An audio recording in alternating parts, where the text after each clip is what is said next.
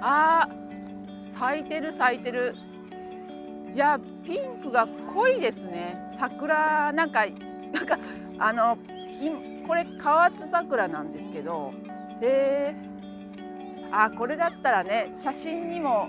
撮りやすいだろうし、なんか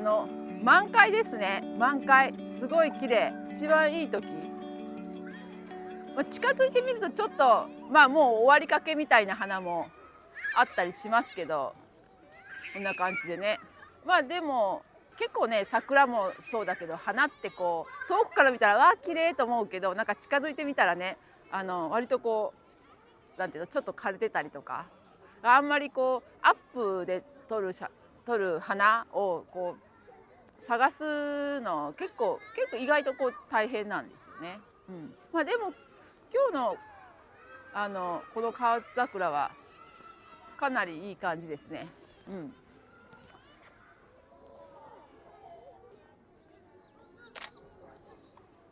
今撮ってみたんですけど、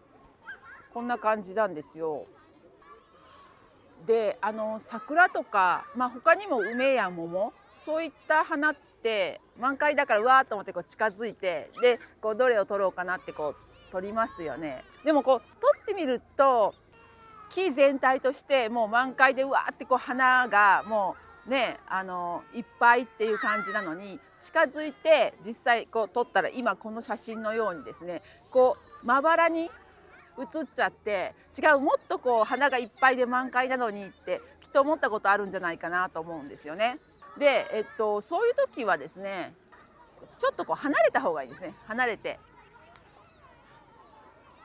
ほら肉眼でこう自分のこう目で見てても少し離れた方が全体としてこう花がこう密集して満開な感じしますよね。今ですね、それで、70ミリで撮ってたんですね。なので、これをですね今こう少し離れました。離れたところから、200ミリとかですね、少しこう望遠レンズ、望遠気味でですね、撮ってみたいと思います。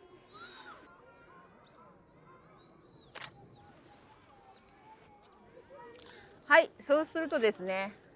どうでしょう、こんな感じになりました。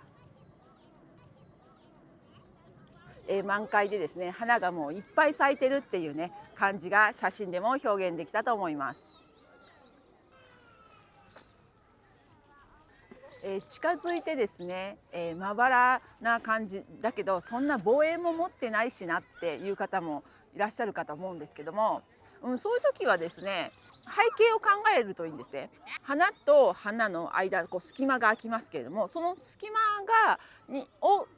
その隙間に何が映っているのかっていうことをですねこう考えながらですね映すといいんですね。例えばですね、今ここに花がですね、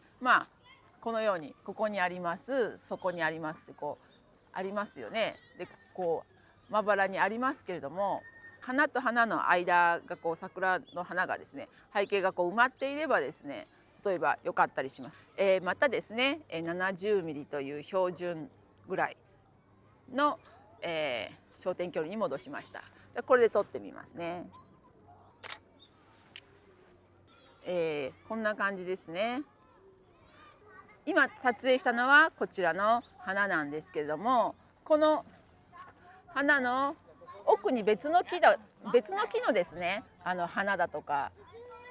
そういったものもボケて入ってますね。そうするとですね、華やかな感じになりますし、例えば今日はとてもお天気がいいのでこう青空を入れるといいですね。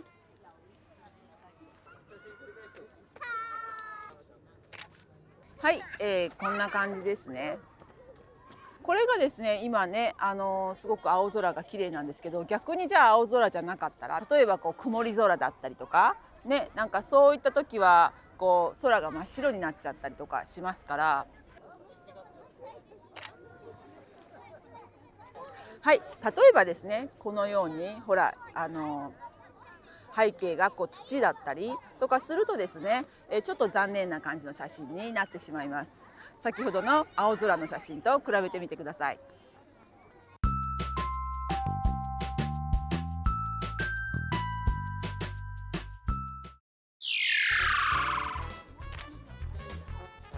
あのね、不思議なもんで、もうとっくの昔に私なんて学生とか卒業してるわけですよね、学校とかそういうところなのに、なんでしょうね、4月になると何か始めたくなるの。そんなことないです。なんかこう4月になると、なんか新しいこと始めたいなっていう気分になるのは、でもそれは多分ね、やっぱこの桜のせいじゃないかなと思うんですよね。その桜を見るとなんか新学期がもう染み込んで染みついちゃって、桜が咲くと何かこう新学期新しいことを始めるとか、こうフレッシュみたいな、なんかそんなイメージになっちゃうんですよね。それで大体なんかこうにわかに何かをこう始めたりするんですけどちょっと運動した方がいいかなとか、そうジムに通った方がとかプールに行った方がと思いますよ。はい、そのなんか気持ちだけまず先にあるんですよね。そうだから、いや今年はまだ決まってないです。次も見てね。